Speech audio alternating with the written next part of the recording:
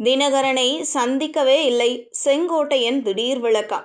ஆனால் அடுத்து சொன்ன வார்த்தை முக்கியம்.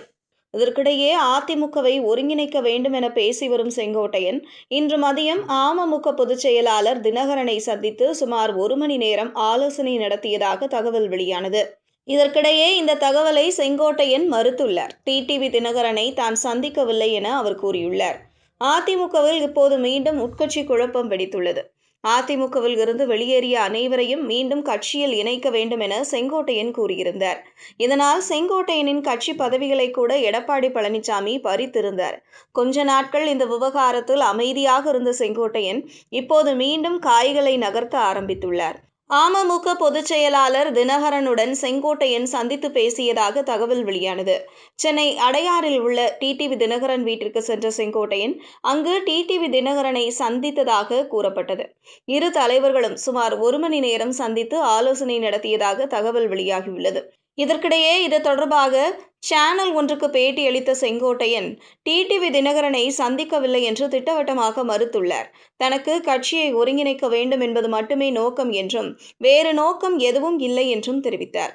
மனைவி அங்கு இருந்ததால் அவரை பார்க்கவே சென்றதாக கூறிய அவர் டிடிவி தினகரனை சந்தித்ததாக வெளியான தகவலை திட்டவட்டமாக மறுத்தார். கட்சியை ஒருங்கிணைக்க வேண்டும் என்பது மட்டும்தான் தனது நோக்கம் என்றும் அவர் கூறினார். மேலும் அவர் எல்லாம் நல்லதே நடக்கும் என்றே நினைக்கிறேன். கட்சியை ஒருங்கிணைக்க நான் முயற்சி செய்கிறேன். பிறகு என்ன நடக்கிறது என்பதை பொறுத்து இருந்தே பார்க்க வேண்டும். நான் அமைதியாக இருக்கிறேன். நல்லது நடந்தால் தொண்டருக்கும் மகிழ்ச்சி, மக்களுக்கும் மகிழ்ச்சி என்றார். மேலும் ஓபிஎஸ் தரப்பில் யாராவது சந்தித்தார்களா என்ற கேள்விக்கு கட்சியை ஒருங்கிணைக்க வேண்டும் என சொன்னதற்கு மட்டும் சந்தித்து நன்றி சொன்னார்கள். அதை தாண்டி எந்த ஒரு சந்திப்பும் நடக்கவில்லை என்று மட்டும் கூறினார். தமிழ்நாட்டில் இப்போது என்டிஏ கூட்டணியில் பல்வேறு குழப்பங்கள் நிலவி வருகிறது. அதிமுக பாஜக கூட்டணி உறுதியானாலும் கூட முதலில் ஓபிஎஸ் தரப்பு கூட்டணியில் இருந்து விலகிவிட்டது. அதேபோல சமீபத்தில் தான் டிடிவி தினகரன் என்டிஏ கூட்டணியில் இருந்து விலகியிருந்தார்.